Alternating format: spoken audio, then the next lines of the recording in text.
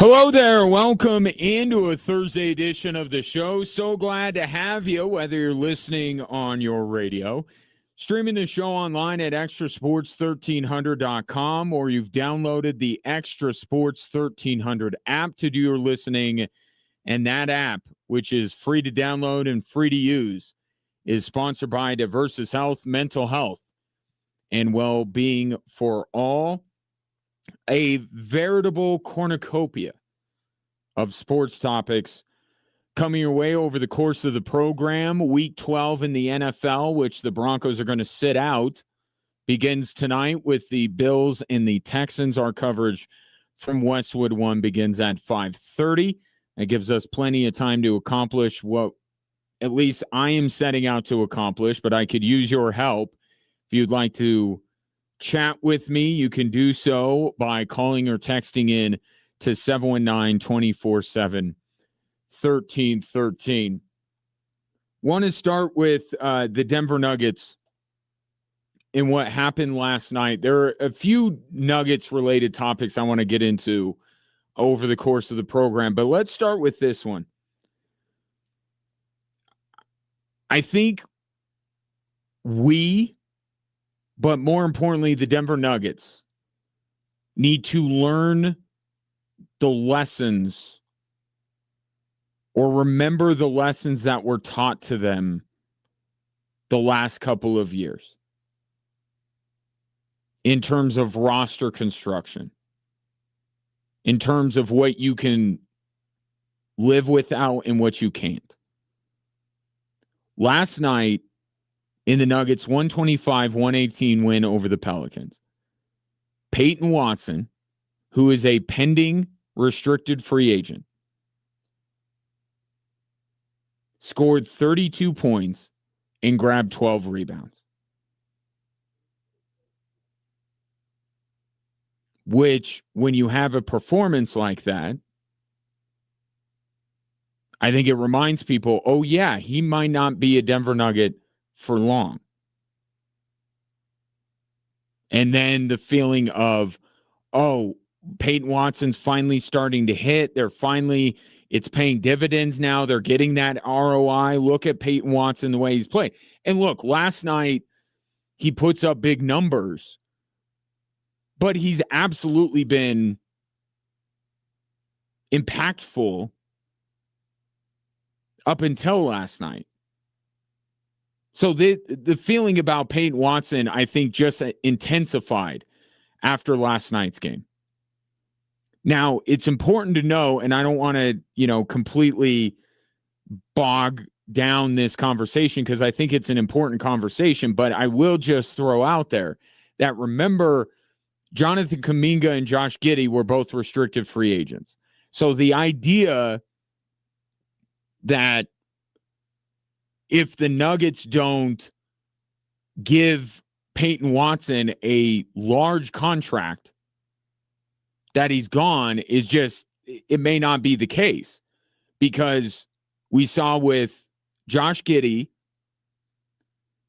that the Bulls decided, we do want to give you a big contract. With the Warriors, they didn't want to do that for a long time with Jonathan Kuminga. Okay, so the Nuggets still hold the cards here. When you're a restricted free agent in the NBA, it's not a fun place to be. And I think that's part of the reason why Peyton Watson has enlisted the help of Rich Paul and Clutch Sports to ensure that he, or at least go a long way to ensure that he gets a big pay bump next year. Right? Whether that's another team swooping in and signing him to an offer sheet, or it's the Denver Nuggets locking him up long term. But the Nuggets do control their destiny in a way when it comes to Peyton Watson, because it's a very powerful thing in the player empowerment era for a team to have a guy's restricted free agency rights. But let's just take the longer term view here. Let's not worry about whether it's just right after this year or not. There will come a day where the Nuggets got to decide, whether Peyton Watson is in the long-term plans or not.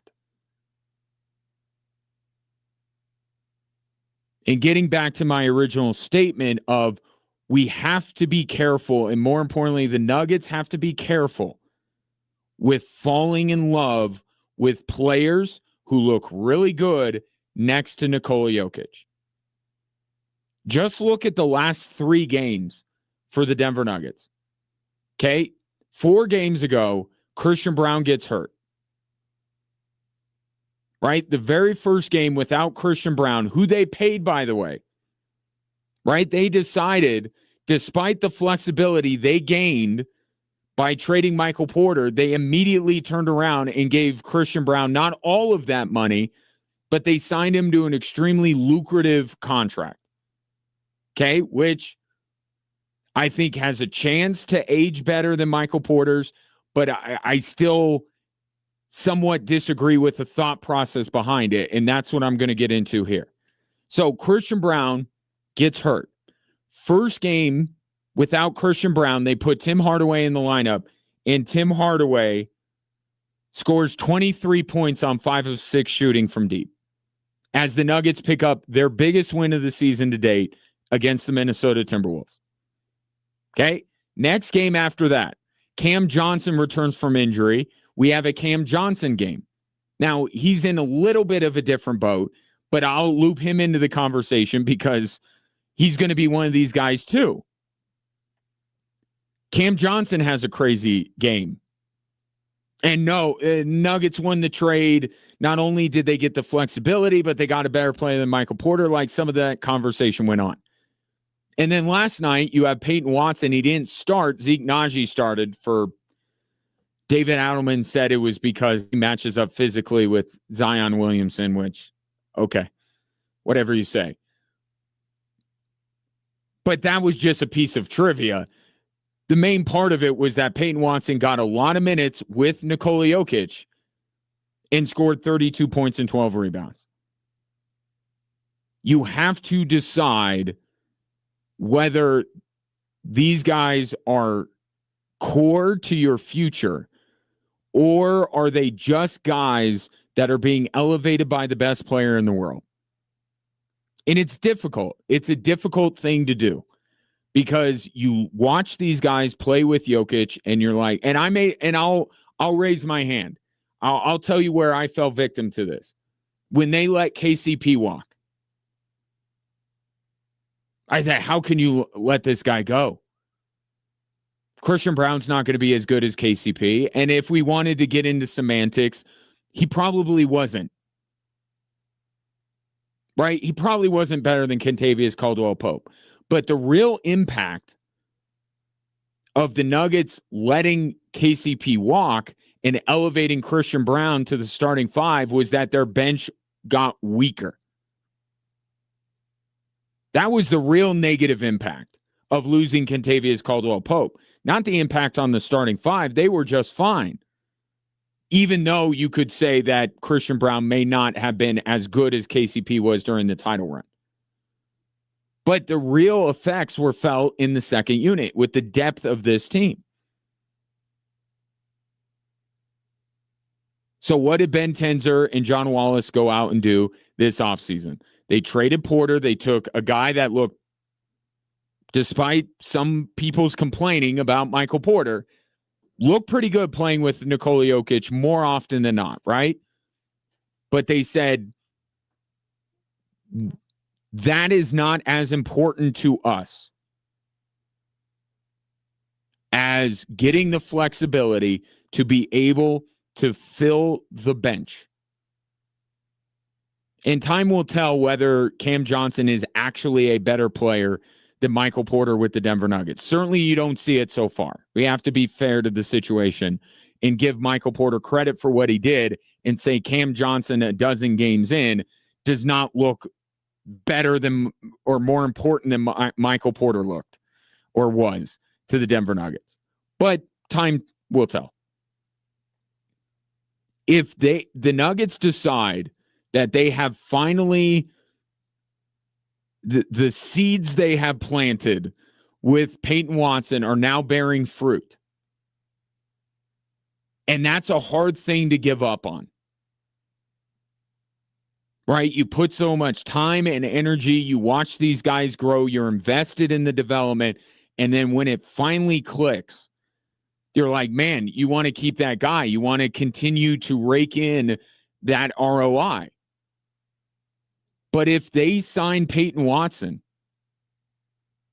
it's going to put them in the exact same spot they were in with the Michael Porter Jr. contract. If they're not kind of tiptoeing into that territory anyway by signing Christian Brown. The bottom line here is that the Denver Nuggets have to look at what they do moving forward with Ben Tenzer and John Wallace co-running the front office, no matter what. Okay, obviously you keep Jokic around for as long as you can.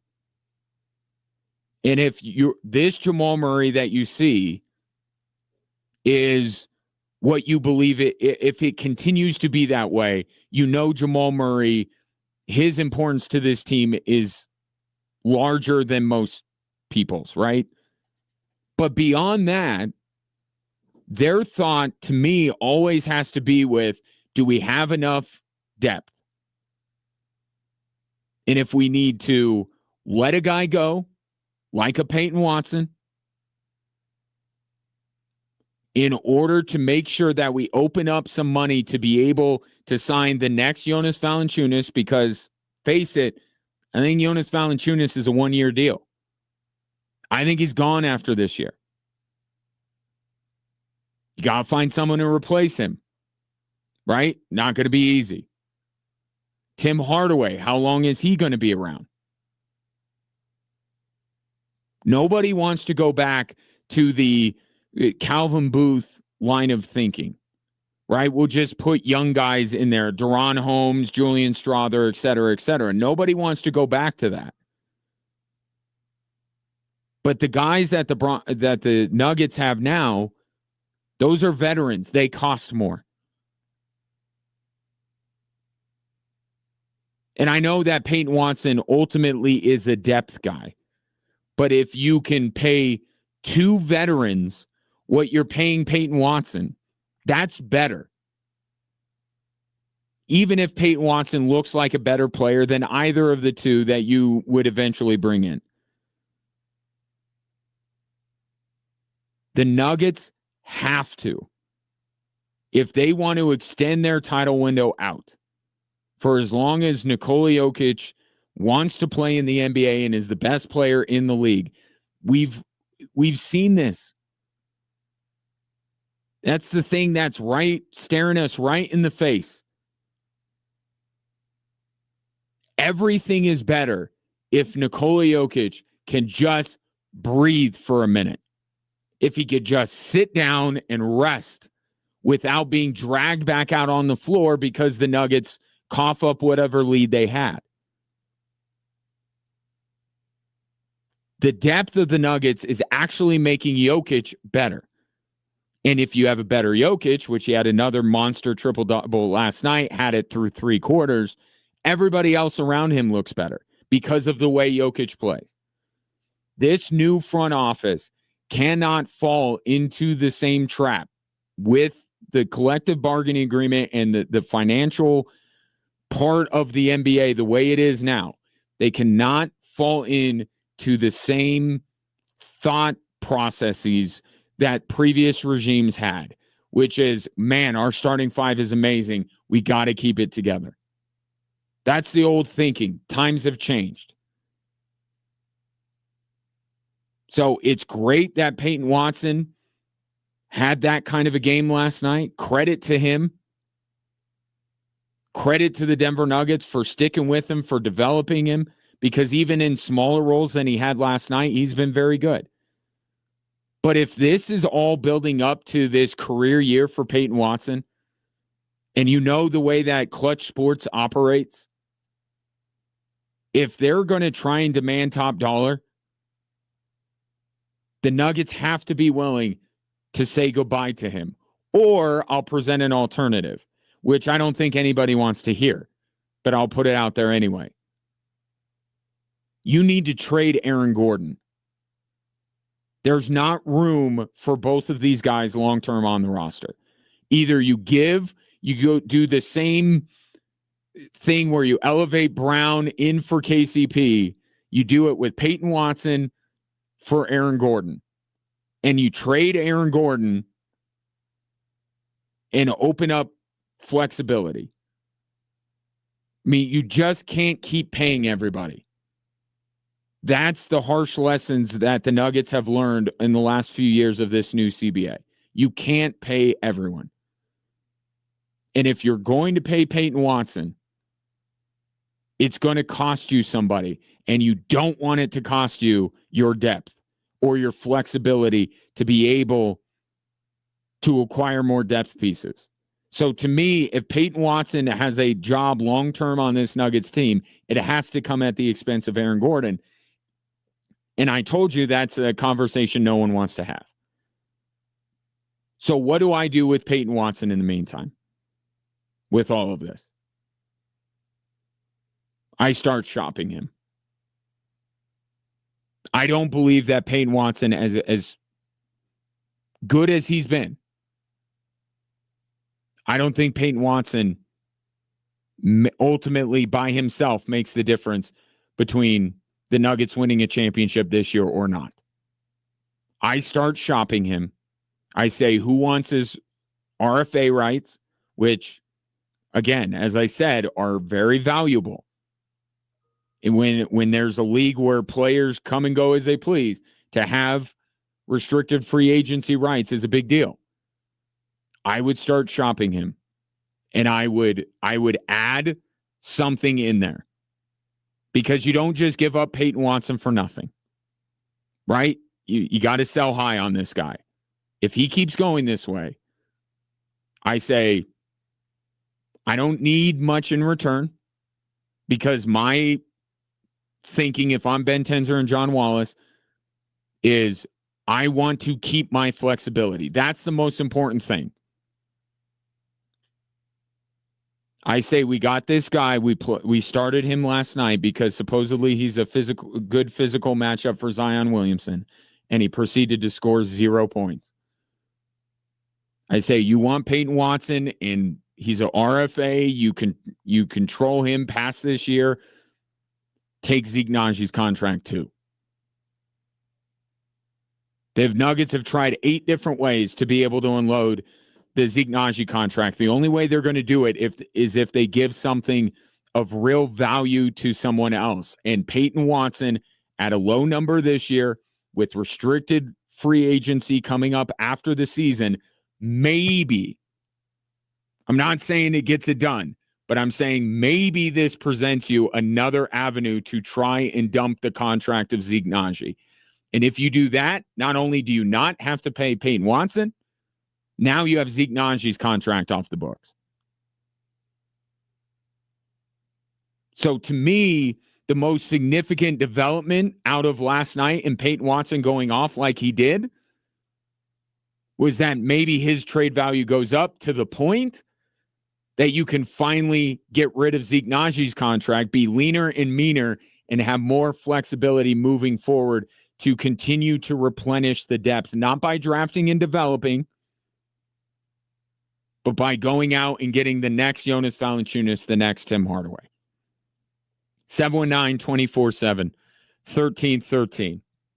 Take your thoughts on that. Again, another monster night from Nikola Jokic, which is adding to a monster decade, or half decade, as it were, for Nikola Jokic. I want to get into that conversation coming up. Coming up next, if you go out to the sports books to maybe place your wager on the Broncos winning the Super Bowl, and you might be expecting less value, that's not necessarily the case. Are the Broncos being disrespected despite knocking off the Kansas City Chiefs?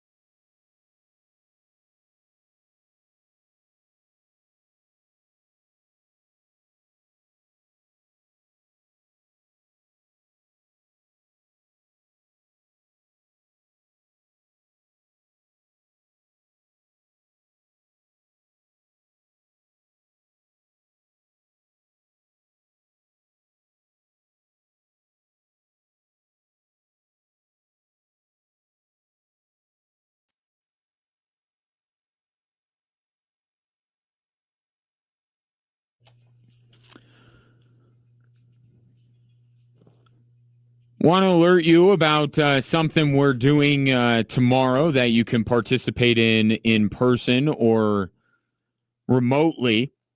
It's Take a Turkey to Work Day. It's an annual thing that we do, partnering with Care and Share Food Bank of Southern Colorado to help families in Southern Colorado have the Thanksgiving that they deserve. The premise essentially is, as you're heading into work, drop off a turkey. We'll be at, or representatives from our stations. Full disclosure, I'm traveling with Air Force women's basketball, but we will be at the King Soopers at Mark Shuffle and Constitution, we being our radio cluster. So if you listen to other radio stations, whether it be KKFM or Magic, KVOR, representatives from those stations will be out all day. At that particular King Soopers, you can also, they're accepting the turkey drop-offs at any King Soopers location in Colorado Springs. In Pueblo, of course, there's another aspect. You could go to extrasports1300.com and make an online donation. And remember, food banks are able to buy more with $1 than you and I can as consumers. And that's a good thing because we want these food banks to be able to feed as many people as they can. So either way, if you can donate, we would be eternally grateful for that, and you'd be helping out needy families here in Southern Colorado. It's Take a Turkey to Work Day, sponsored by Bullseye Plumbing, Heating, and Air. Help us take aim at hunger with Bullseye. Getting to your text here from the 719, talking about Peyton Watson's breakout game last night and why I caution people not to fall in love with Peyton Watson. Okay, maybe he is popping here in whatever year this is for him, year 4. Maybe he is. Maybe all the Nuggets' work to develop him is finally paying off, and you want to hang on to that. I get that natural inclination, but we are just seeing it this season that is so much more important for the Denver Nuggets to have cheap depth. And Peyton Watson is not going to be cheap depth anymore. Once he gets his next contract, he's going to be well compensated. And I already turned up my nose a little bit about the re-signing of Christian Braun for the same reason. Now, I think because of how you didn't give Christian Braun, Michael Porter money,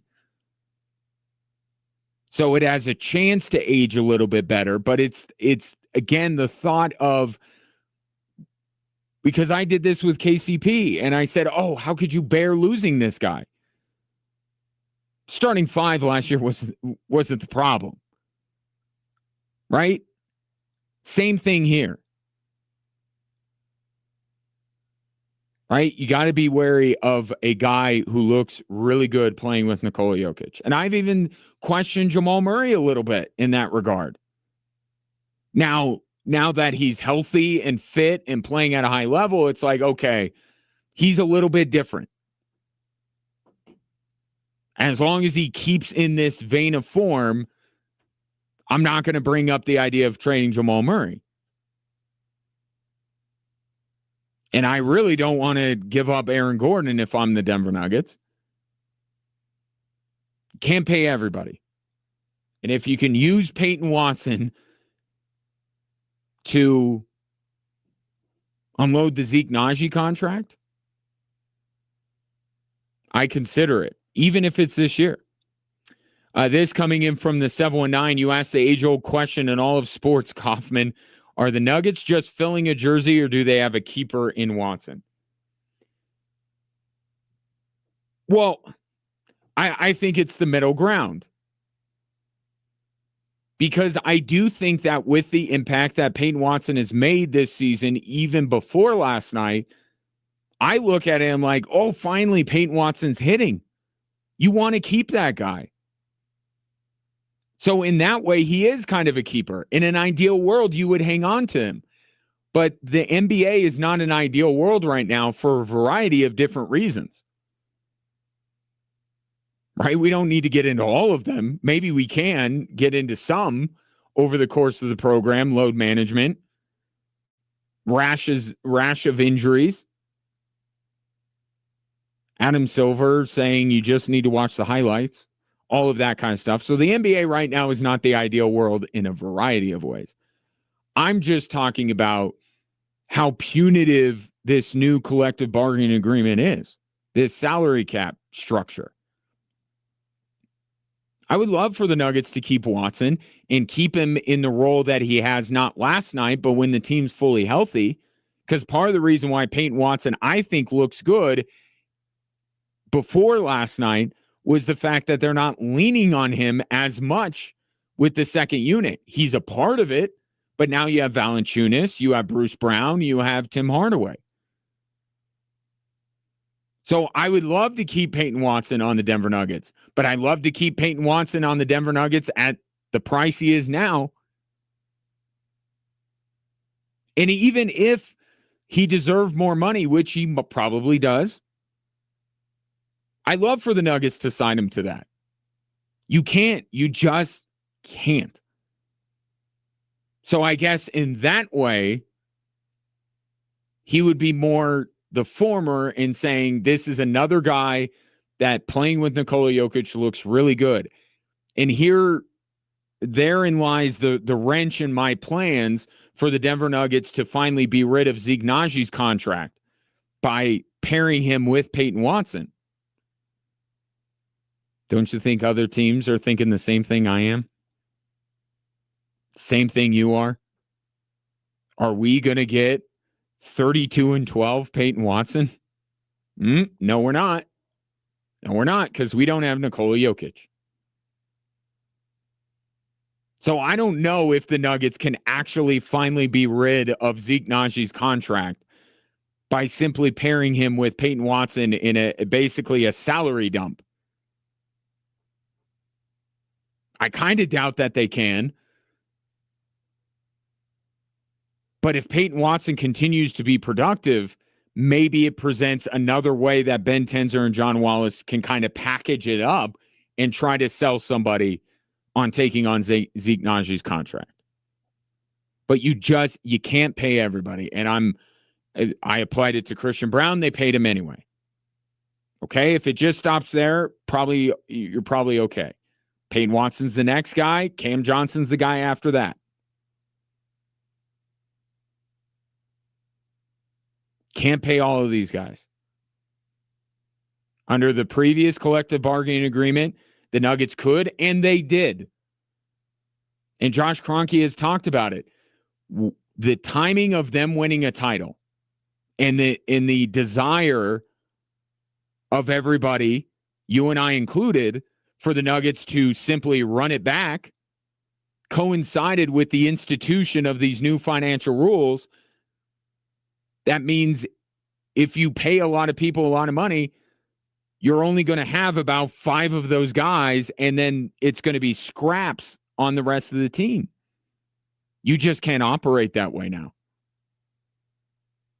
I think Ben Tenzer and John Wallace understand that, but they did play Christian Brown, so I don't know.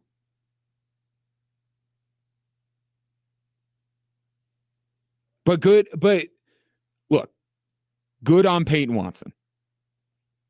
Right? I know he's worked really hard. He's a nice role player to have if you're the Denver Nuggets and you're pushing for a championship as they are.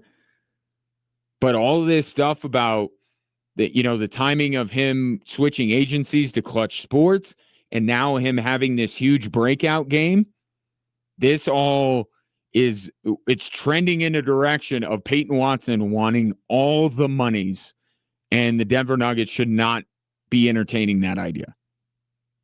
Even signing into a similar deal as Christian Brown, because then you're paying 2 guys almost what you paid Michael Porter, and remember how hamstrung they were with the Porter contract. 719-24-7, 1313. Now, if you'll allow me, I need to take another break. I'll come back with the Broncos conversation. Why the betting odds for the team to make it out of the AFC may not reflect the way you think that landscape looks after the Broncos win over the Chiefs.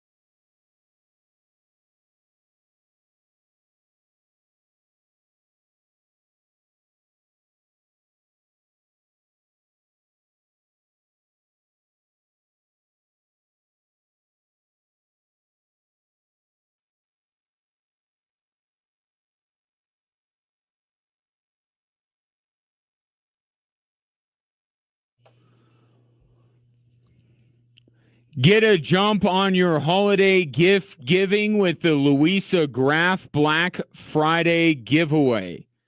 You can enter to win at extrasports1300.com. What would I win, Ryan, you may ask?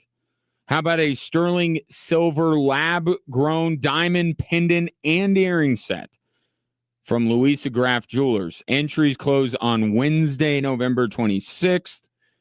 So just cross that off the list by going to xtrasports1300.com right now. So, big story of the week is the afterglow of the Denver Broncos beating the Kansas City Chiefs and cementing themselves as clearly the best team in the AFC and the favorite to represent the AFC in the Super Bowl, right? Well, not if you're asking the sports books. The latest odds have come out regarding who will represent the AFC in the Super Bowl. And at number one, you have the Buffalo Bills. Same as before the Broncos beat the Chiefs. Bills had a pretty good game themselves, if you did not catch that the other day. But it wasn't as big of a win as Broncos had. Then at number two, you have the Kansas City Chiefs, where they were installed as not only the AFC favorites, but the Super Bowl favorites right before they played Denver, and all that game cost them was now they're behind Buffalo. And then, or excuse me, let me say that again. Buffalo was the favorite to get out of the AFC, then the Colts, then the Chiefs, then the Broncos. Or in some shops, you have the Broncos and the Chiefs tied for the third best odds to represent the AFC in the Super Bowl. How is this possible? This question was posed to me earlier by a colleague of mine. Now, if you notice, you're not getting as much bang for your buck if you're betting on the Broncos to represent the AFC in the Super Bowl this week, as opposed to if you would have done it before they played Kansas City. But that game on Sunday, I think, changed some people's perspective. So I wouldn't blame you if you were waiting till after they played Kansas City to decide whether you wanted to put your hard-earned money down on the Broncos to come out of the AFC. So you won't get as good of a price on them now. But if you rank the favorites, either they're fourth behind Buffalo, Indy, Kansas City, or they're tied with Kansas City for the third best odds. So what does that say?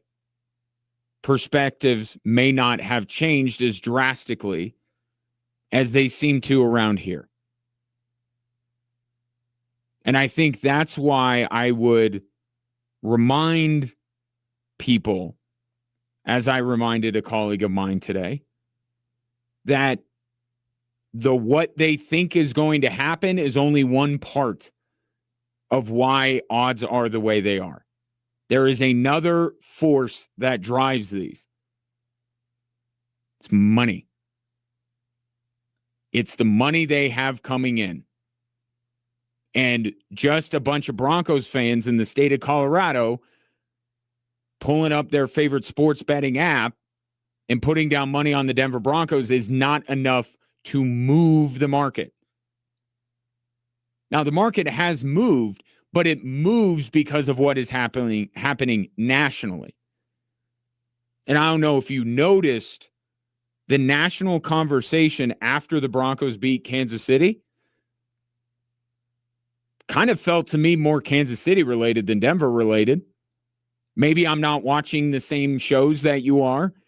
Maybe my social media algorithm is not tuned the same way yours is.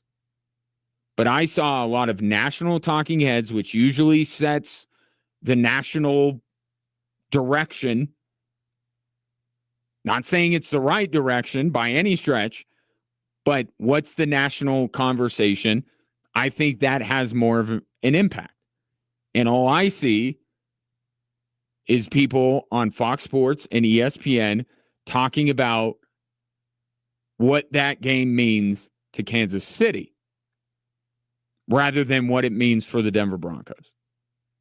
I don't know if that's been your experience as you have consumed sports media over the last few days. But as I've looked nationally, the fallout from Sunday's game is exactly that. It's fallout. It's the fallout of the Kansas City Chiefs. What does this mean for them?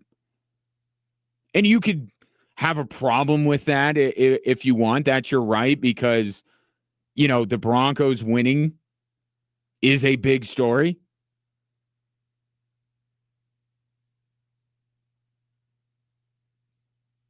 But while maybe a lot of perceptions change locally, nationally, it seems like maybe people aren't flocking to their local sports books or pulling up their favorite sports betting app and putting money on the Denver Broncos after that win. Here's the other part of it. I think that the Broncos have shed the fraudulent label. Okay, that was a win along with Philadelphia. They have two of these now. They have two of these wins that going into it, the conversation was Broncos have no chance. Right? That was the conversation going into the Eagles game. No, the Broncos can't. They can't beat Philadelphia. Defending champions. And all the talk going into the Kansas City game was that Kansas City is right. Nobody took anything away from Kansas City for losing that shootout to Buffalo. And they said Kansas City is the team to beat. The sports books had Kansas City as the betting favorite to not only get out of the AFC, but win the Super Bowl. And that was driven in part by the way people were betting. So I think fair is fair here. If the bigger perception out there was Kansas City is back and is a Super Bowl contender again, and the Denver Broncos are frauds, and then the Broncos beat the Chiefs, shouldn't A plus B, shouldn't that equal C? I think it should.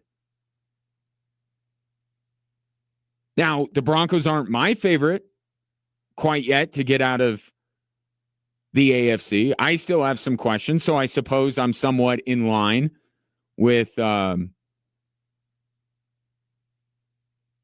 these bettors.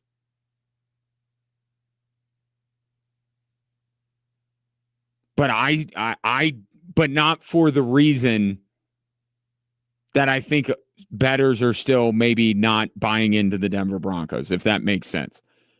I look at the Broncos, and now my mind is starting to go, all right, can they get back to their identity, which is running the football without J.K. Dobbins? Okay, now is one playoff game getting blown out in Buffalo enough of build up enough scar tissue for the Denver Broncos to get in this year and go all the way to the Super Bowl? Those are the kind of thoughts that are running through my head, and also looking around at some of these other teams and saying, I don't know if I buy into the Broncos being the favorite to get out of the AFC. I will tell you, if they secure that number one seed, that's going to go a long way, because I don't think any of these teams in the AFC, even if they look at the Broncos and are not scared of them, I think they look at the idea of going to Denver and go, oh, we don't want to do that. And that's why I said that after the Broncos beat the Chiefs, I think they should absolutely have the number one seed in mind. They should absolutely try and secure home field. Not at all costs, right? Because we've had this conversation with the Avalanche and the Nuggets before. You want your team as healthy as they can be. So you don't rush somebody back from an injury like Pat Surtain, by the way. If he's ready to go for Washington, then great. But if there's any room for an abundance of caution, I would keep Pat Surtain out another week. So it's not at all costs, but I think it still very much should be the top goal now from the Denver Broncos to get that number one slot, because Denver and Empower Field can be such a weapon and advantage for them, especially if you're making Indy go outside.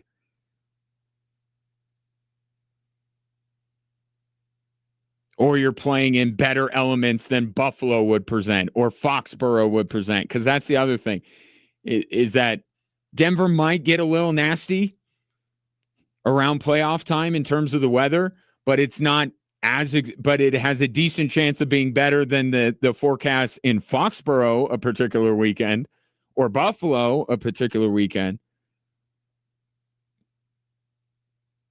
So I think securing the number one spot would be another step in the direction of me maybe putting the Broncos as the team to beat in the AFC. They got some weeks before they can secure that. But I'm thinking about stuff like that. How young and inexperienced key members of this team still are. You look at teams that have been more talented, like Buffalo and Baltimore, that have yet to break through. And the Broncos, year 2 of being back in the playoffs, are going to go all the way to the Super Bowl. I mean, I suppose the Bengals are your blueprint for that.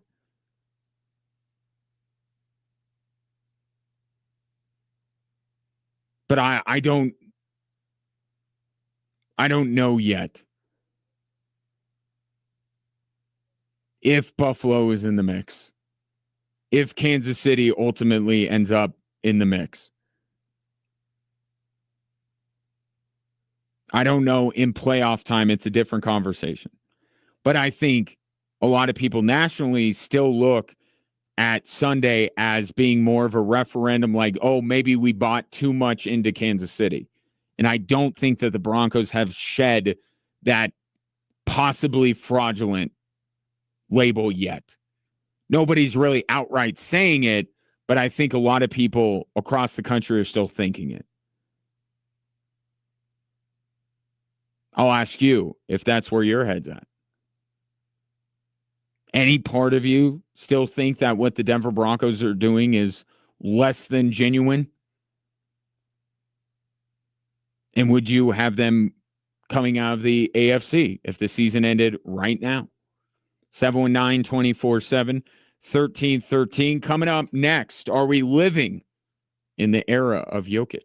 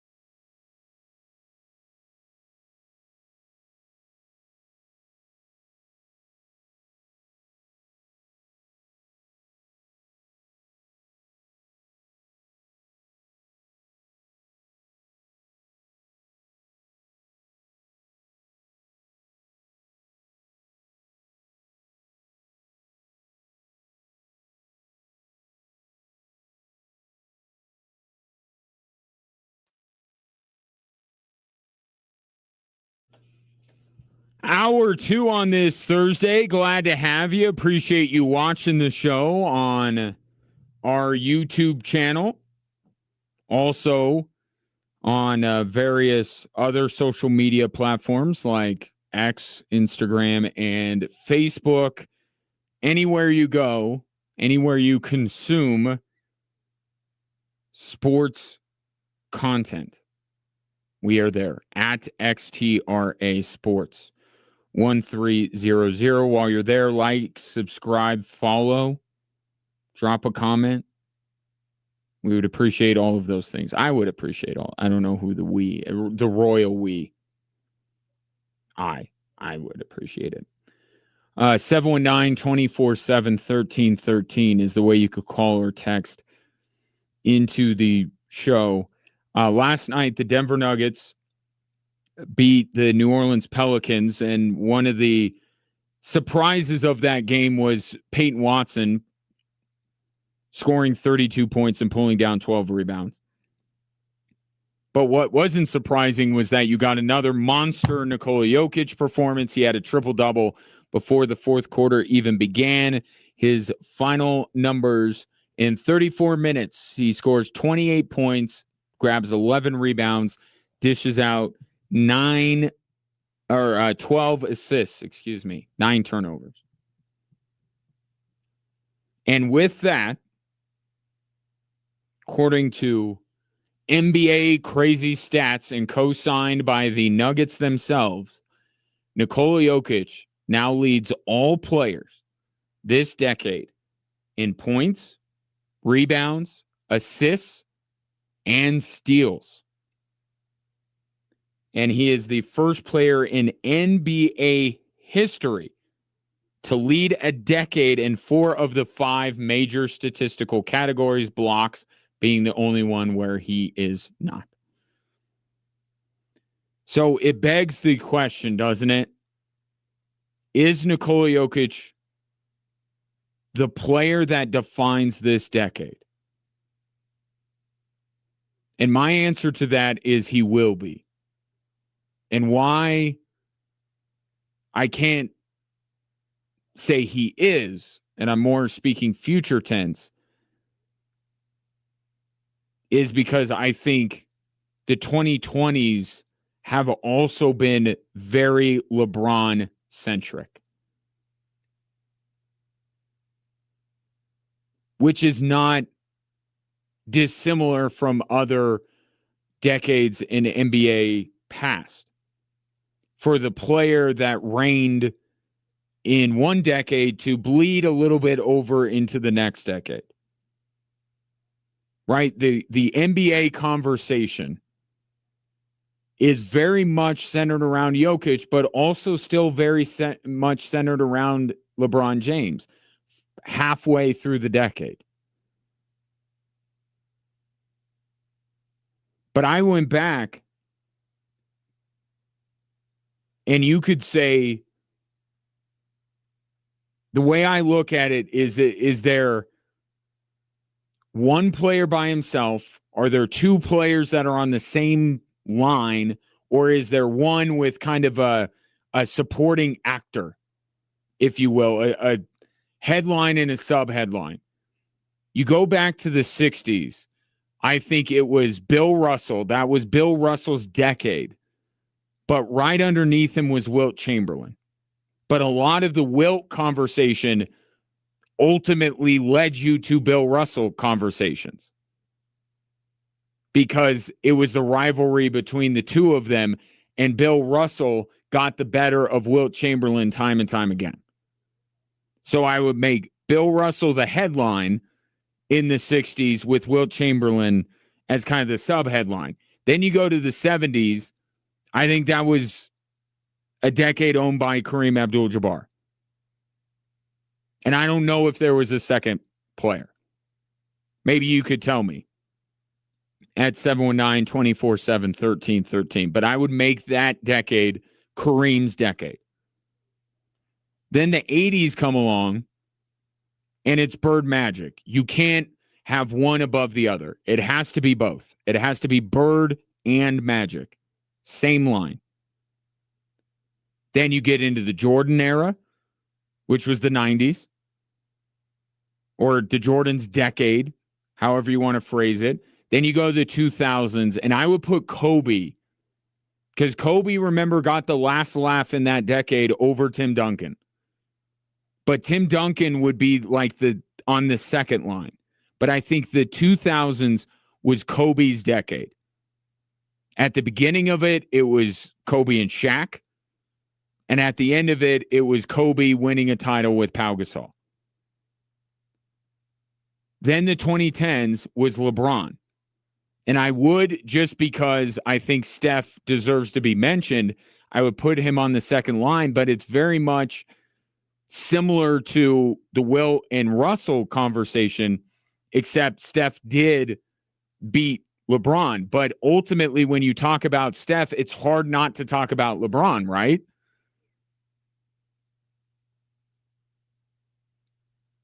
Because Steph inevitably ran into LeBron. Now he got the better of LeBron plenty of times.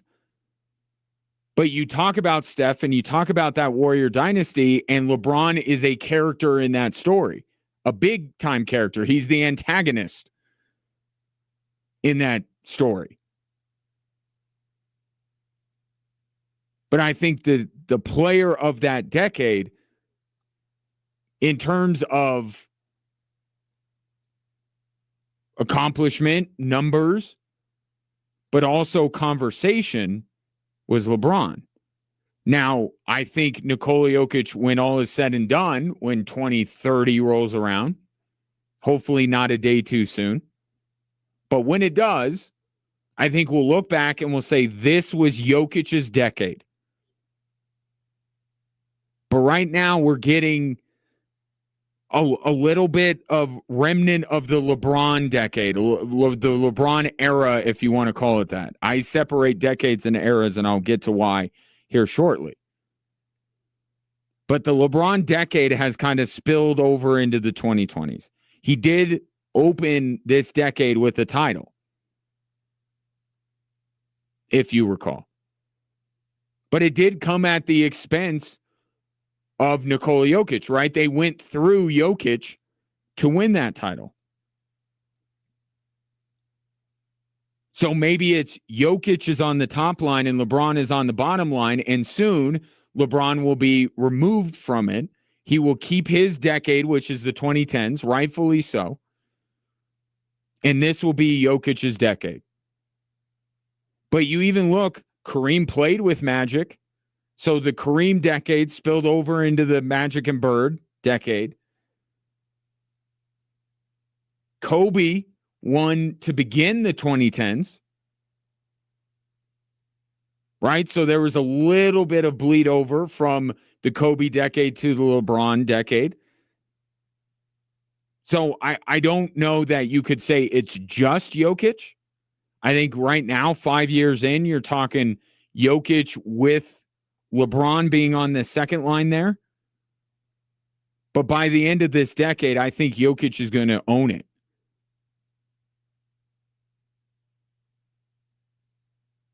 And I do think he'll play enough years to own the decade. If that's really the only question that remains, is whether Jokic will make it to the year 2030. I don't know. He may not, but he's going to play into at least 28.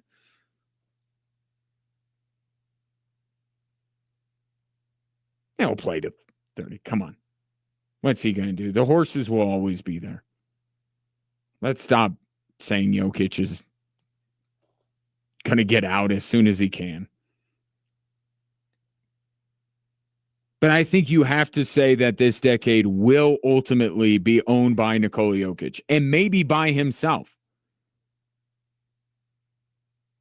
If LeBron's really on the outs, and he just came back the other night, looked pretty good, but I don't know what this season has in store for LeBron. We may look back and LeBron, his comeback or whatever, this season was kind of a blip. I don't think the Lakers are going anywhere this year. I think they're down the pecking order. And I don't know how effective LeBron's going to be for the entirety of the season. And even then, is that his team? Will he ultimately, any success the Lakers have, ultimately be attributed to Luka and not LeBron?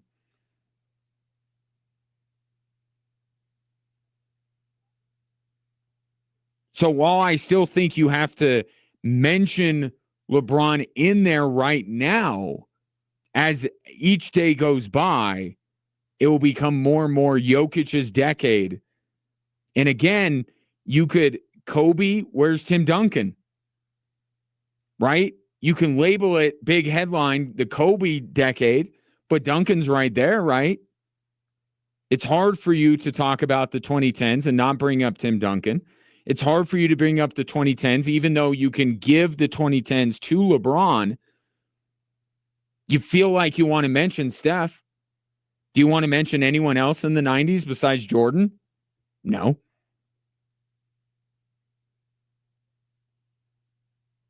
Not saying that Jokic is Jordan. Please let me be clear about that.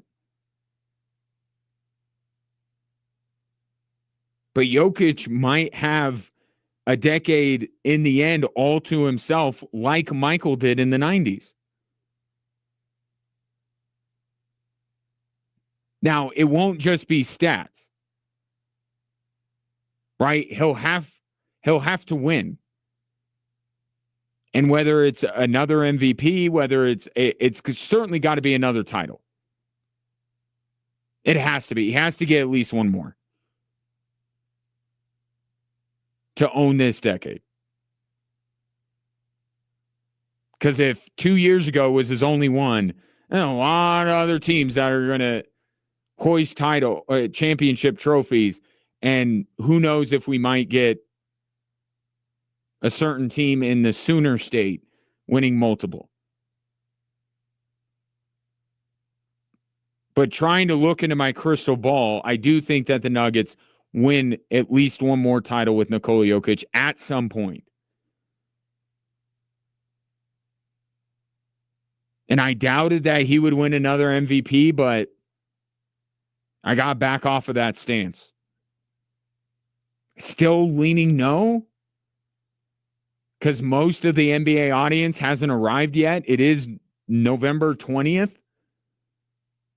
And while Jokic has clearly been the best player in the NBA so far this season, and maybe the biggest individual story so far this season, a lot of basketball to be played, and a lot of casuals are going to be tuning in around Christmas.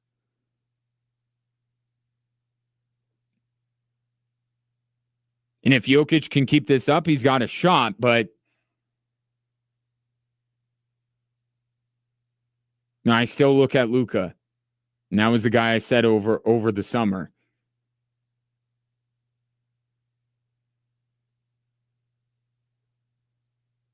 May have actually, I think I did pick Luka to win the MVP if I'm not mistaken.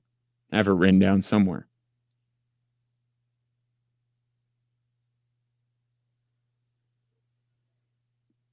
But there is no doubt, even if you go beyond the stats, because I know people start to,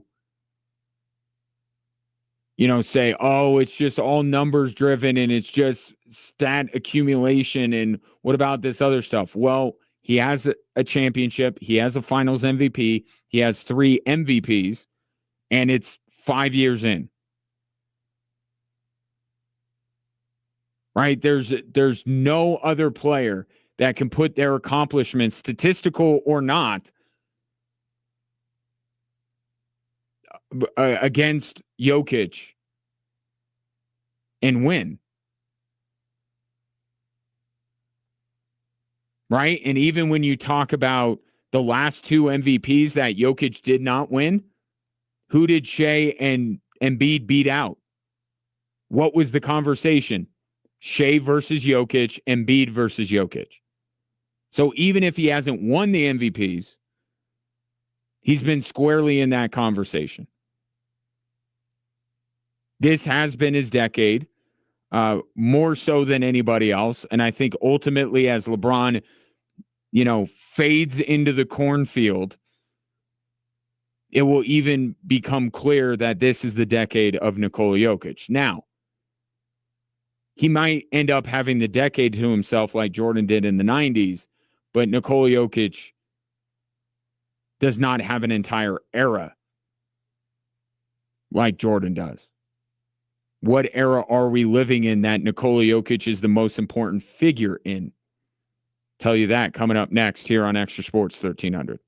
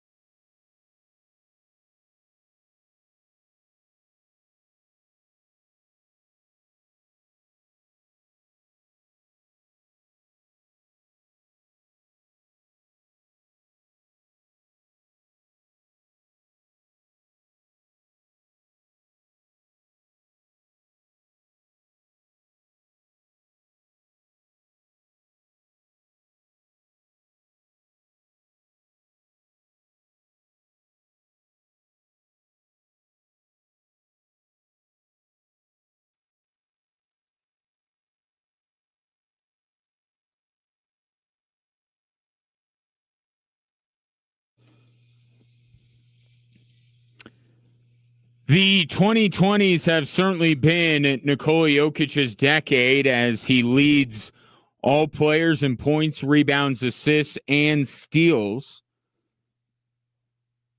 After another monster performance last night against the New Orleans Pelicans, you throw in 3 MVPs, 2 other MVPs that kind of went through him, or at least he was the other guy, if not Shea, then Jokic, if not Embiid, then Jokic. And he's got a title, which only so many players can say they have a championship in the 2020s. But I was thinking about this too. So all these decades, again, the 60s I think Bill Russell owned that decade, but Wilt Chamberlain was, kind of the second guy in that era that you want to talk about to fully discuss that decade. It's really Russell with Wilt, but Russell's held in higher regard because he constantly got the better of Wilt. The 70s, Kareem. Aaron saying Dr. J. Like I've always said with Dr. J that that he's the player that I most regret not being able to watch. And regret's a weird word to use because I had no control over when I was born, much like you. But that was the player that if I could, maybe it's the time machine thing. If I could go back and watch one player that I never saw live and in person, it would be Dr. J. But I think maybe he's the next guy on that list, but would you say Dr. J helped define the 70s?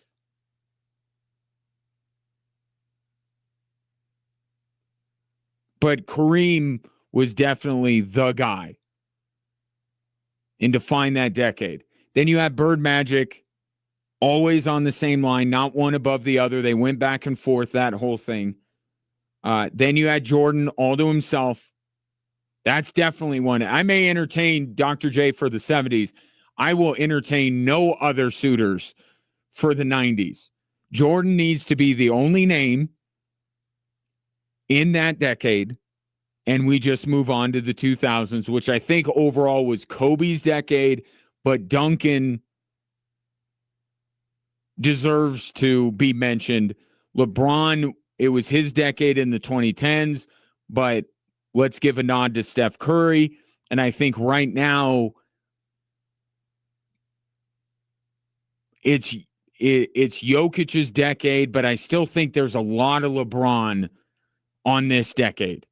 He won the first championship of this decade. He's been front and center in so many NBA conversations, and maybe that's what it is. Maybe he doesn't deserve it. I'll pose it to you at 719-247-1313.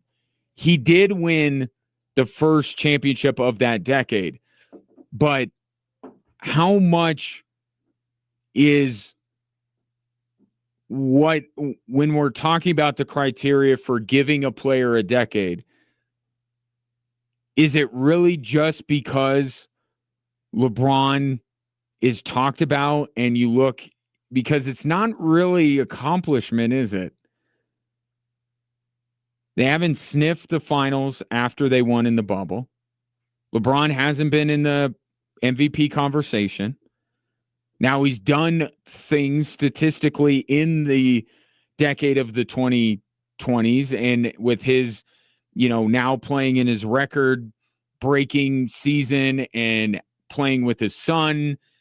I still think there's a lot of LeBron conversation, and that's why I say I'm comfortable with saying by the end of this decade, we may remove LeBron and just make this the decade of Jokic. But right now, there's still a lot of LeBron there. But you can let me know at 719-247-1313. But out of all those players, there's really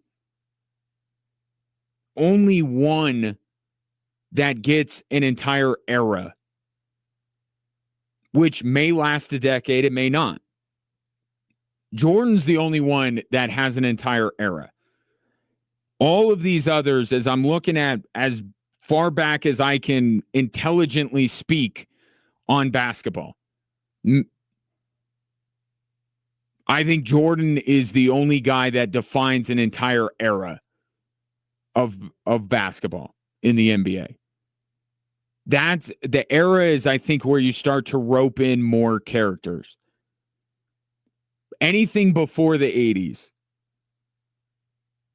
I would label, the era of the big man, and these are working titles for the eras, so don't hold me to them. I'm not trademarking them, but when I think about those times, it's Wilt, it's Russell, even before them, it's Mikan, it's Kareem, Walton. The era of the big man. Then the 80s, I think much of it is Showtime. And yes, that's a reference to the Lakers, but that's also about the style of basketball that was played. And you could throw in Bird and his Celtics. They were a very entertaining team, right? Like, they weren't more entertaining than the Showtime Lakers, but they were a good watch. So when I say Showtime, yeah, it's the Lakers, but it's also a lot of very entertaining basketball being played in that era. And then you go to the Jordan era, right? And then with Jordan's exit permanently, then you saw the next era, I think, being the rise of the Western Conference. The conversation that we continue to have 30 years later is the inequity between the West and the East. Where that conversation started was in that era. And I'm talking about Shaq and Kobe's Lakers. I'm talking about the Spurs, right? And you could even throw in like Dirk. It was just when we saw this pronounced difference. Jordan was gone. The East was greatly weakened, and then it just became wild in the West. Even teams that I think we would hold in higher regard had, the Spurs and Shaq and Kobe not existed. How about those Sacramento Kings teams, right? With Jason Williams and Vlade and Chris Webber, Peja Stojakovic. One of my favorite teams to watch all time was those Kings teams. Think about the Jailblazers with Sheed and Damon Stoudemire.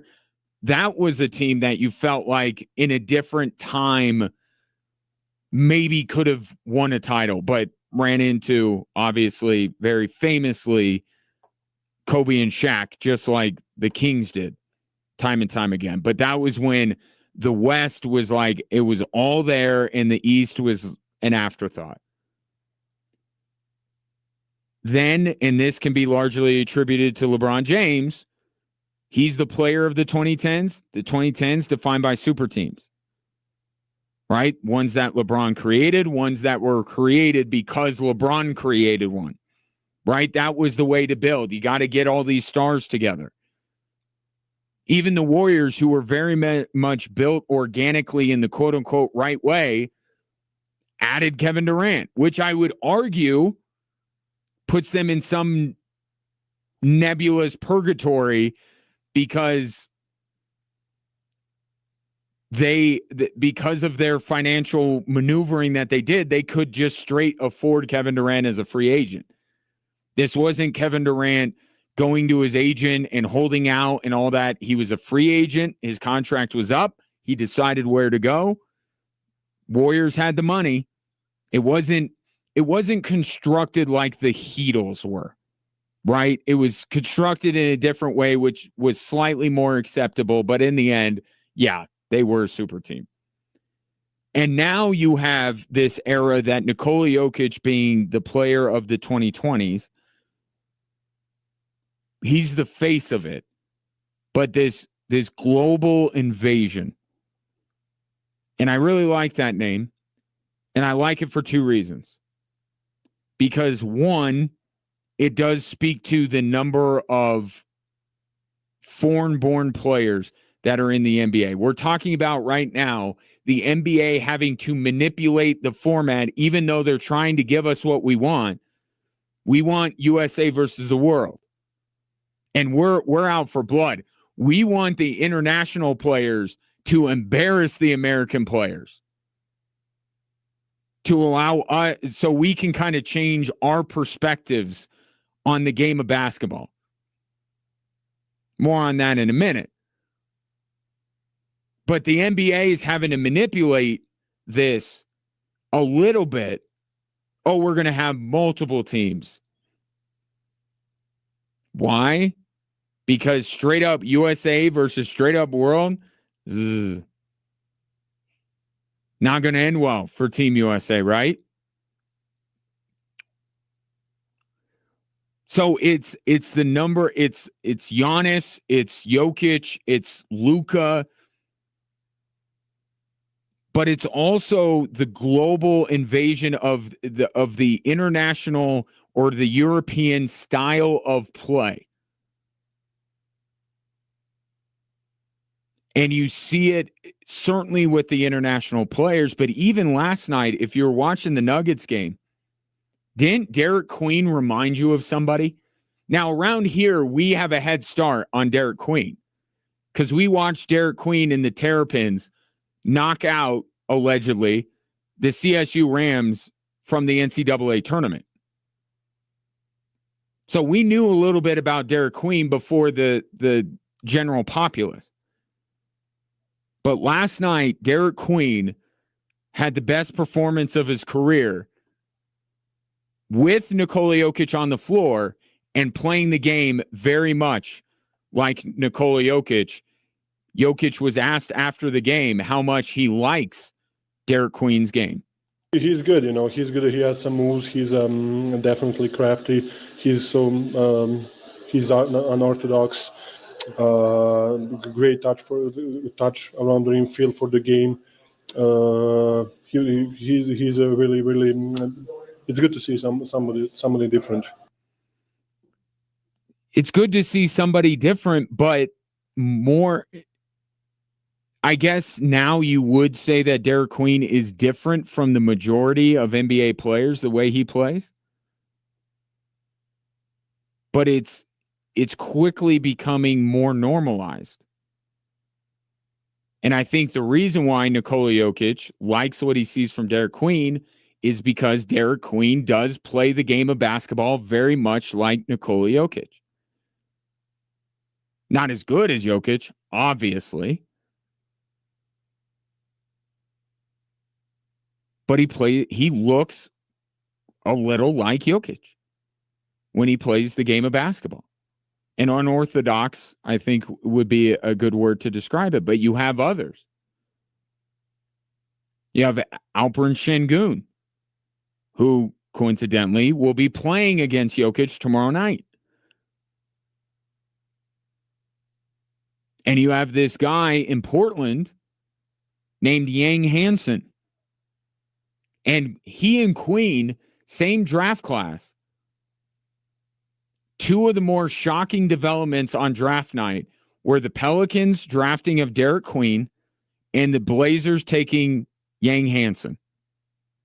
Why? Because the Pelicans traded this year's first-round pick, which will go down as, oh boy, it's going to be bad. It's going to be bad because this draft class is loaded. And the Pelicans are going to be one of the worst teams in the NBA and will not even be able to participate in this year's NBA draft. So that won't be good.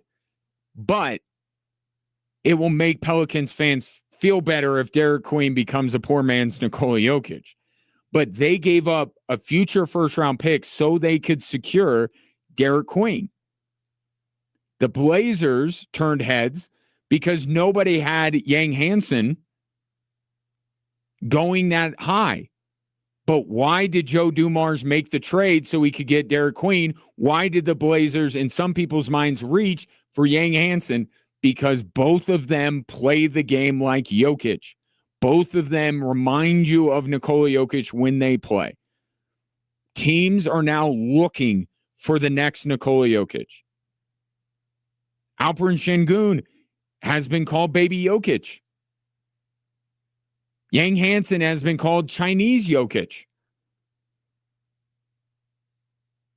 They're now the market. What did the A's? The market inefficiency. Right now, not everybody has a big man that you could play through like the Nuggets have with Nikola Jokic. But the Pelicans think they do now with Derek Queen. James Borrego, their interim head coach, talked about it last night. Called him a hub. They could play through him, play off of him. That's the long-term vision for the Blazers and Yang Hansen. What the Rockets are kind of doing. I mean, I know Kevin Durant grabs headlines, but watch them tomorrow night. They play through Alperen Şengün.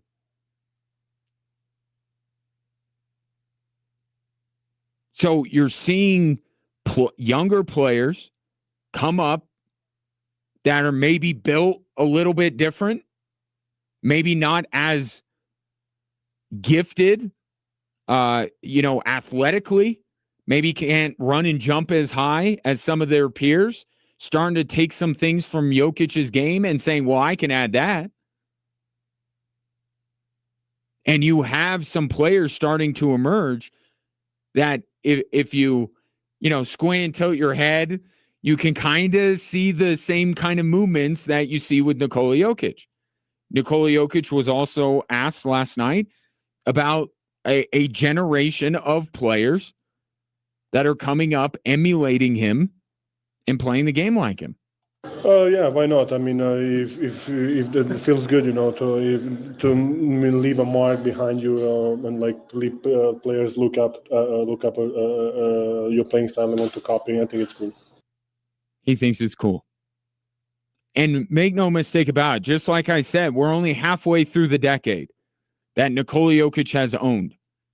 This is his decade, and will continue to be.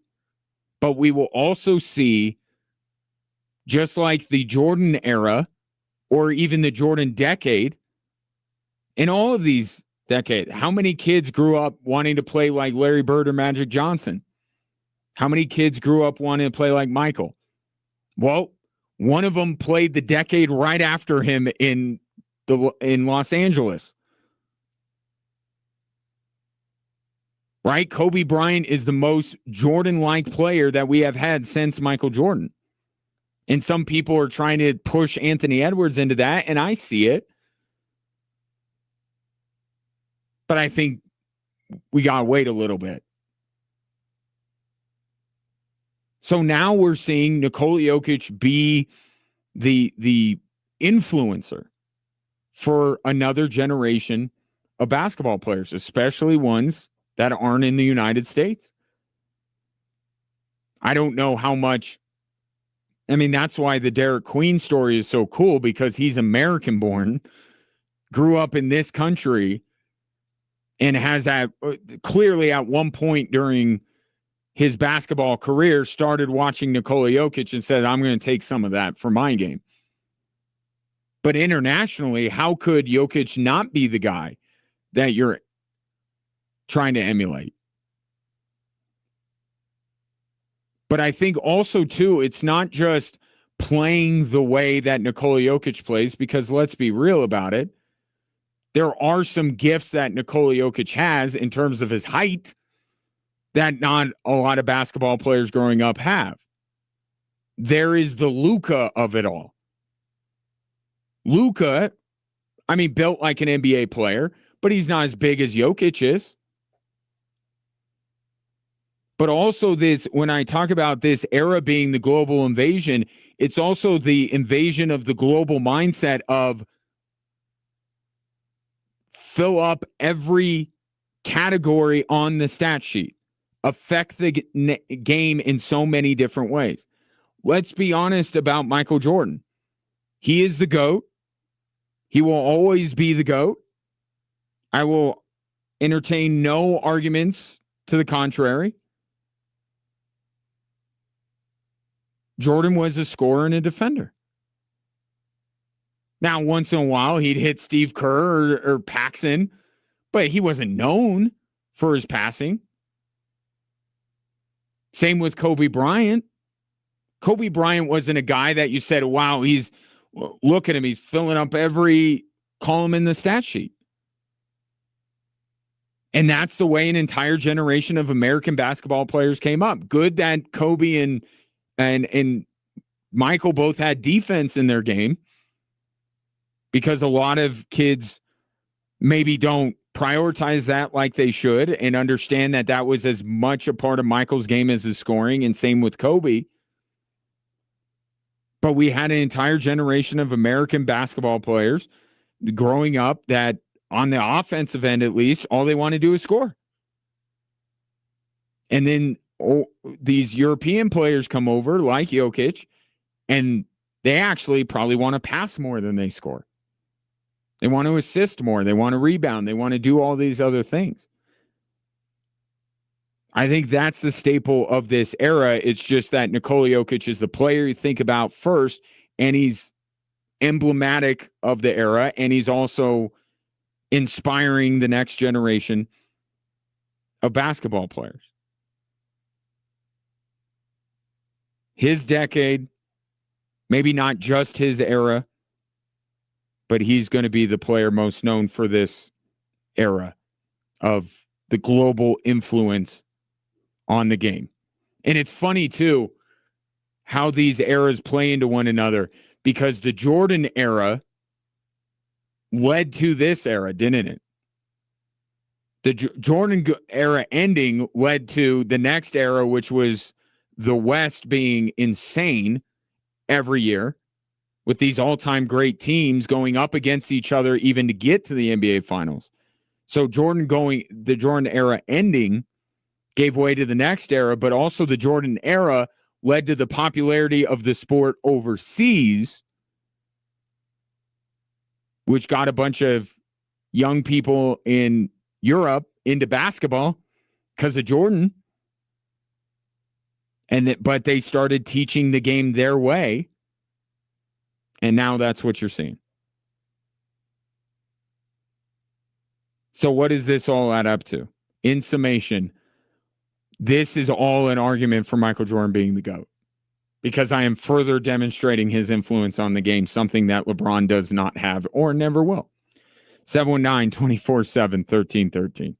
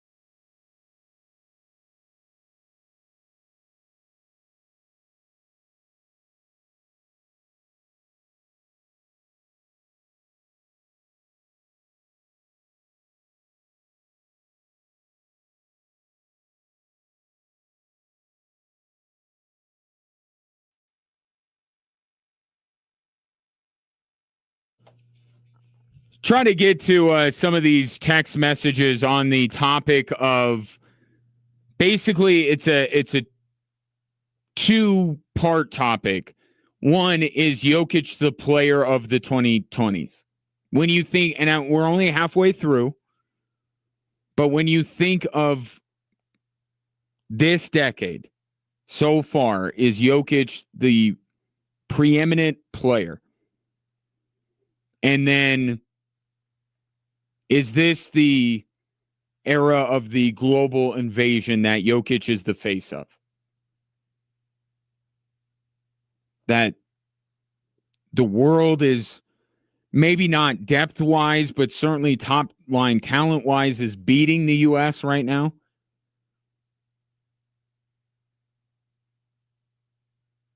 And the influence of players, us appreciating, I think, players that do more to affect the game in a number of different ways.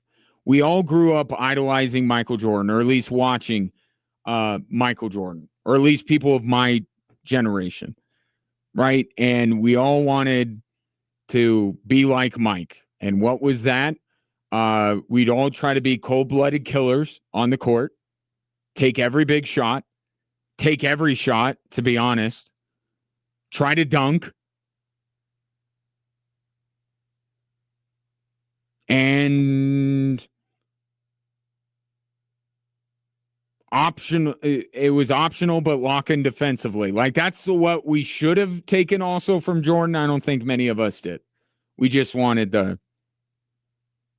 all the stuff he did on the other end of the floor. So taking your thoughts on that, 719-247-1313. Get to a few of them now. We got another half an hour after the top of the hour that we can further discuss this. Albert says Jokic is statistically the best player. Okay, but outside of Colorado, he is not the face of the NBA. The NBA office is in New York, doesn't promote him as the best or even close to the best. He's not flashy. His personality is not marketable. Jokic doesn't have a lifestyle that fits the NBA market. Can't be the player of the decade because no other part of the country cares. I think... Don't you think that's changing, Albert? I think that's changing.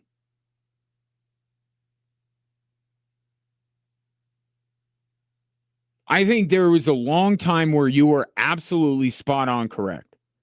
And that played into the fight that we continued to have, railing against the terrible ESPN. Talk about Jokic more, showcase Jokic more, give Jokic his respect. Have you watched ESPN? Any NBA program, they are losing their minds over how good Nikola Jokic is playing. I played the audio a few days ago. Kendrick Perkins is saying only nice things about Nikola Jokic. He's being hyperbolic. He's saying great Hakeem Olajuwon games are pedestrian Jokic games. I think it's changing. And I think what you're saying there was true for a time. I think it's changing. And I think it's another reason why I say now I can't say unequivocally this is his decade. And the guy that I think all those entities that you're referring to would be talking about is LeBron. But I think that's why we're moving in a direction. And by the time this decade is over, I do think we will look at Jokic by himself.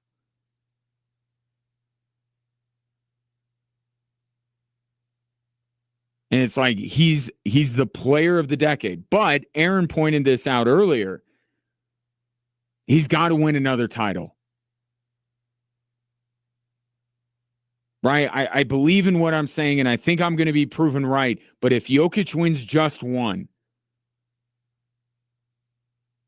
and let's say the Thunder become a dynasty, even as hard as that is to believe with, the second apron and everything,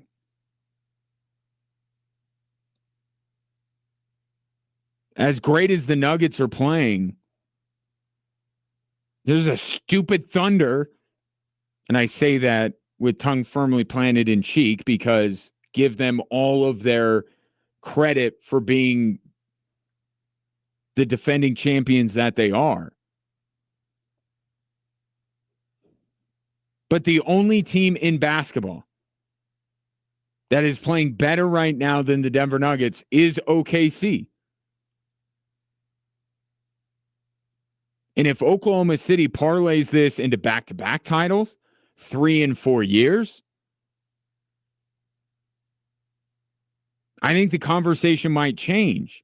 But if Jokic can put a stop to the dynasty, that would especially help if Jokic beat the Thunder, let's say this year, just because I don't know that people around here want to wait till next year or the year after. Let's just say this year, Jokic puts a stop to what people thought was going to be a dynasty, or at least a back-to-back title run. I do agree with Aaron. I do think Jokic needs another ring. And that's not, I don't think that's ring culture. But if you want to be held up as the player of the decade, I feel like it's okay to say at least one more. I think that's fair. There are other things that go into play, but in a sport like basketball, and ring culture in some ways is a little bit justified because many people grew up who are, have the job I have for a living, grew up idolizing Michael Jordan. And what did he do? He won a championship and they won another and then another. And then he took a break and then he won another and won another and won another. We have to take some culpability in this ring culture thing, but I also don't think it's the worst thing in the world. Now, I think some people, LeBron, have taken it, too far in their pursuit of rings. I do think we put limits and we say you need to win rings, but you need to do it a certain way. And that's where I think the debate is, can we really say these guys got to win multiple rings and then get mad at them when they put themselves in a situation to win multiple rings?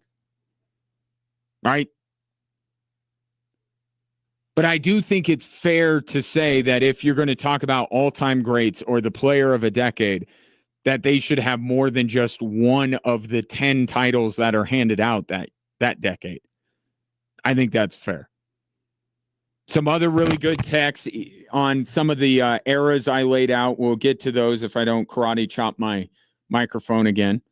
We will get to the 3 stories that are driving the show in the more immediate future, including Peyton Watson's big night in the Big Easy.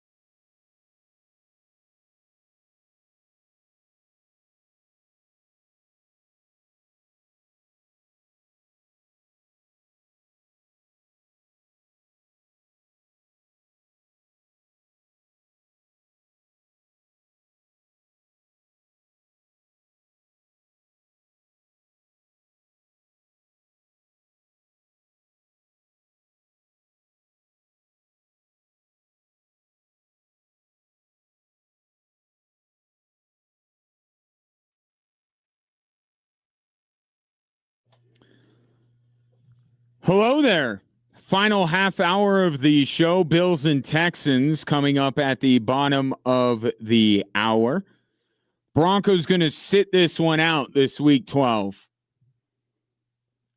Be a good chance to sit back and watch the rest of the NFL and decide for yourself whether the Broncos, after their Chiefs win, compared to some of the other teams, and probably the biggest game of the weekend, and I don't think this is me being biased.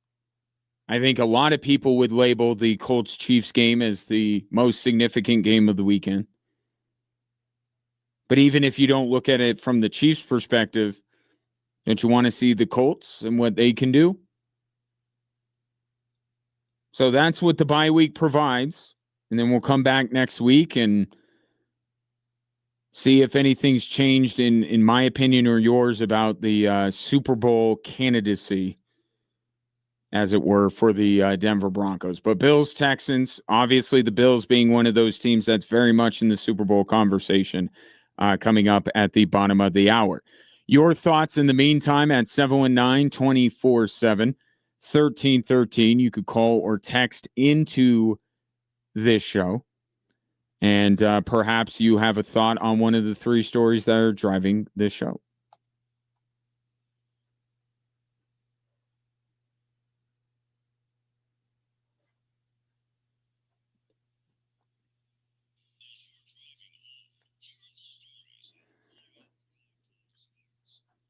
Yes, they are. And we start with a big night for P. Watt in the Big Easy. I knew that there was going to be No, let's do this. I don't want to hear from him. I want to hear him do this. Nuggets lead at 112-97. What a pass, Joker! Dunk, two hands! Peyton Watson again! Who else? Behind the back bounce pass with the left hand, and Watson threw that thing home. He's got a career-high 32. Altitude Radio on the call, as heard right here on Extra Sports 1300. Nuggets beat the New Orleans Pelicans 125-118, thanks in large part to a career night from Peyton Watson, 32 points in 12 rebounds. And that really continues what has been a very good season so far for Peyton Watson. He's fit in nicely with that second unit, but last night getting a bigger opportunity with some of the injuries the Nuggets have had, he took full advantage, and for that, he deserves credit. However, this is a good time to remind you and the Nuggets front office, you just got done extricating yourself from a contract that at the time you felt like you really wanted to give out because it was a guy that you invested time in, you took a chance on, you developed, and now you want to keep a hold of that investment. You don't want to let it go. That was Michael Porter, right? And at the time, everyone said, oh, you got to sign him, got to sign him. And I'm not saying I was any different. But times have changed. The Nuggets simply cannot pay everyone. And they found that out the hard way. And really losing the players they have lost, like the KCP thing, it really sapped their bench. Because now a key member of your bench, Christian Brown, is not on your bench anymore. In addition to Bruce Brown leaving, right? What the Nuggets have found out is, one, it's very difficult to pay everybody. If it's impossible. You can't do it. But also, two, they have found out, and even in this short season that we've had so far, that, my God, it is so much more important for the Nuggets to have a good bench. Because the residual impact of that is that Jokic is better, which makes the players who play around Nikola Jokic look better, like Peyton Watson last night, who is the beneficiary of playing a lot of minutes with Nikola Jokic. What the Nuggets have now, they have to hang on to for dear life. And the minute Peyton Watson gets a lot of money, which is after this year, he's a restricted free agent. He just hired Clutch Sports to get the most money that they could possibly get him. It's going to cost you things. And I don't think Peyton Watson is what Michael Porter was for the Denver Nuggets when they signed him. But it's just, you got to keep what, you got to be able to have what the Nuggets have now with the bench. And I know Peyton Watson is a part of that. But Peyton Watson is a part of that because he makes so much less money than he's going to make after this year. And you're not going to be able to get the next Tim Hardaway, the next Bruce Brown, the next Jonas Valanciunas in here if you're just saying we're paying Christian Brown. We already paid Gordon, Jokic, Murray. Now we're going to pay Christian Brown, Peyton Watson. Like, that's it. That's all your money. And the Nuggets did need some money to be able to secure the bench unit that they have. The best thing that can come out of this, if it's going to be truly a career year for Peyton Watson, is maybe they can move him along with Zeke Najee's contract to get more flexibility. Unless the Nuggets are going to get a top 10 pick or a top 5 pick, I think it's just shown that the draft and develop, there's a fault to it because the talent coming in is just not. I mean, look how long it took Peyton Watson to hit. If this is the first year that he's hit, he's been with this team for years. You can't wait that long.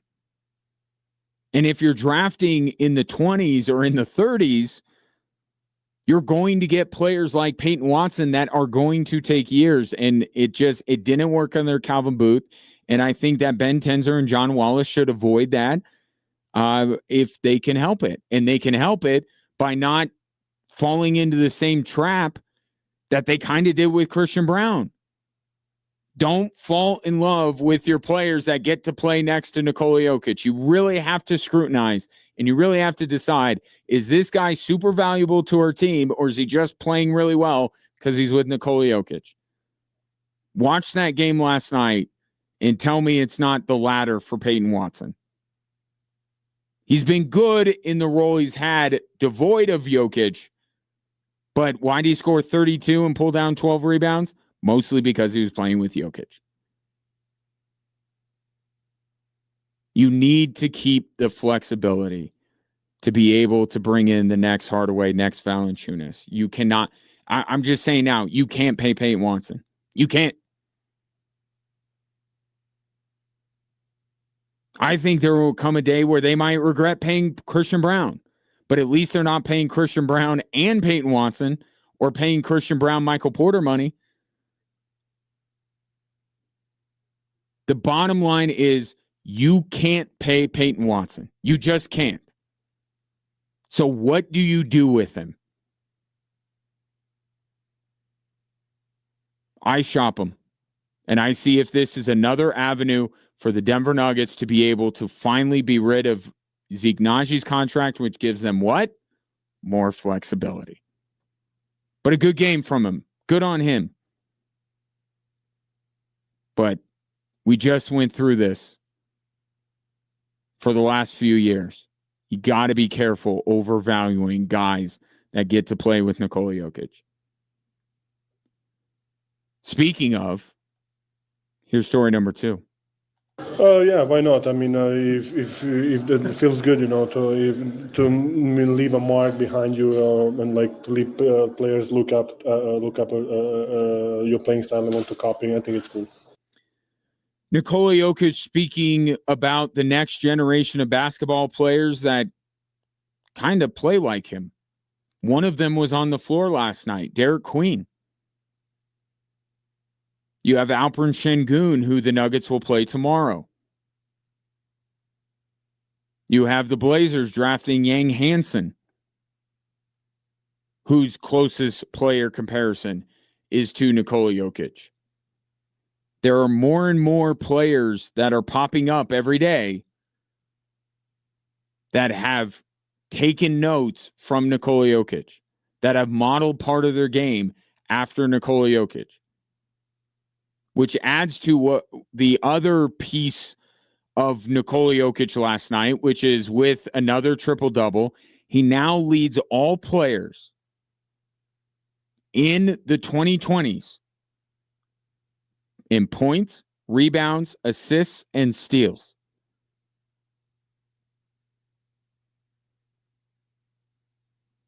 This will be, by the end of this decade, the decade of Nikola Jokic. Just like it was the decade of LeBron in the 2010s, Kobe in the 2000s, Jordan in the 90s, Bird and Magic, can't separate the two of them, in the 80s, Kareem in the 70s. He will be the player this decade is known for. Why? Because of his statistical achievements. I do think he'll win at least one more title. He may win another MVP. He's already won 3 of them. So he already has those MVPs, but if he gets another, that will move the needle a little bit more. And then you have his influence on the game of basketball. More players popping up that play like him. That's what some of these other names that I mentioned, the impact they had. LeBron, Kobe, Jordan, Bird, Magic, Kareem. The next generation tried to take some of what those people had. We're seeing it with Nikola Jokic.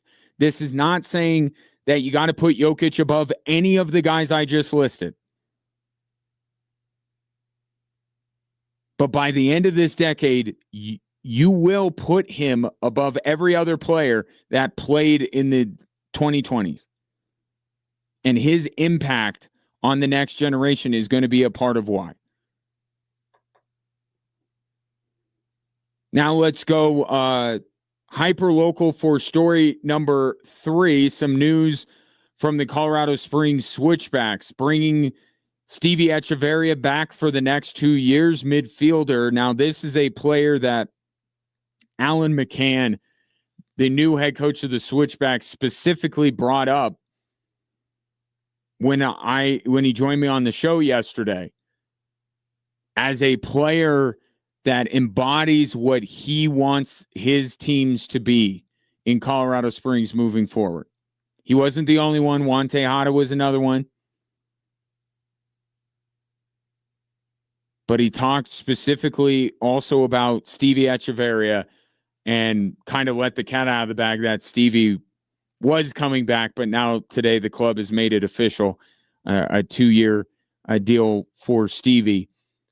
I know this season was up and down for the Switchbacks. You know how it ended, and not just on the field, but also off the field. So in the end, it wasn't what anyone hoped it would be. But when the Switchbacks, I think, had their best stretch of the season, which was after the 4th of July holiday, it coincided with Stevie Echeverria being in the starting 11 every week.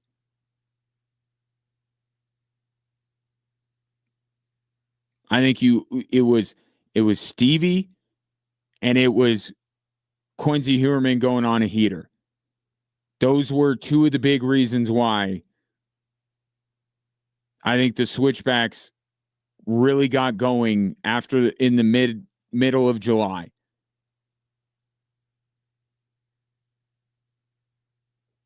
I mean, he is that gritty player. Stevie Echeverria is not a guy who he can pop up every once in a while with a goal, but he's a guy that's going to stick to his job, and his job is to lock down the middle of the field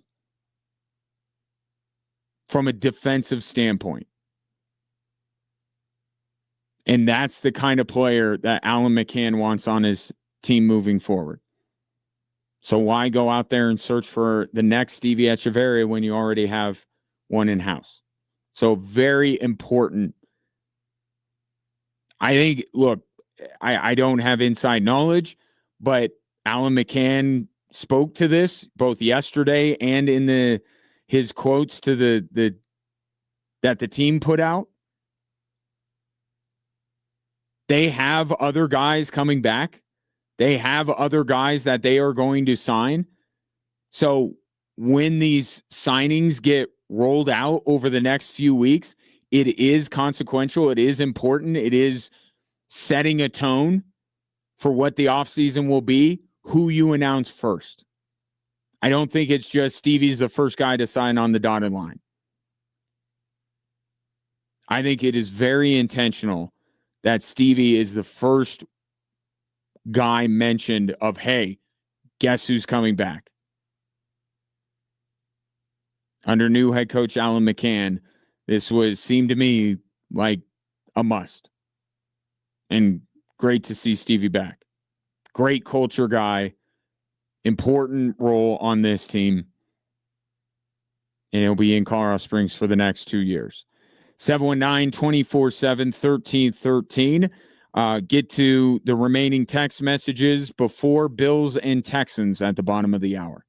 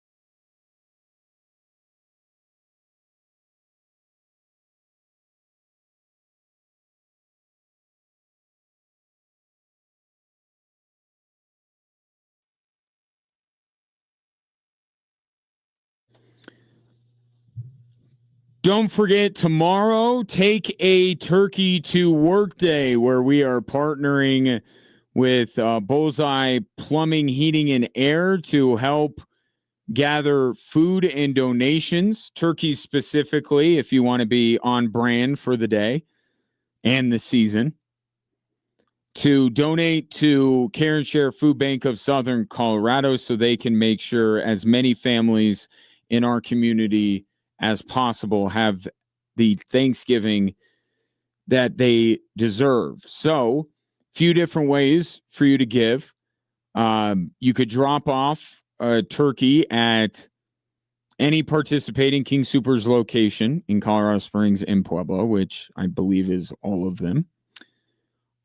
Some of my radio colleagues here, if you listen to Magic FM or KKFM or KVOR, Peak FM, Cat Country, any of those. I know you listen to this radio station 24 hours a day, but maybe someone you know listens to a different radio station every once in a while. Crew from those stations will be out at the King Soopers location, Constitution and Mark Sheffel. So if you're in the neighborhood, drop by and see them. And then, of course, there's also a very powerful way to help out, and that's by donating online. You could go to extrasports1300.com and donate, because food banks have a greater buying power than the average consumer. So if you want to stretch a dollar as far as it can go, you donate it to a food bank. So if you can give, that would be awesome.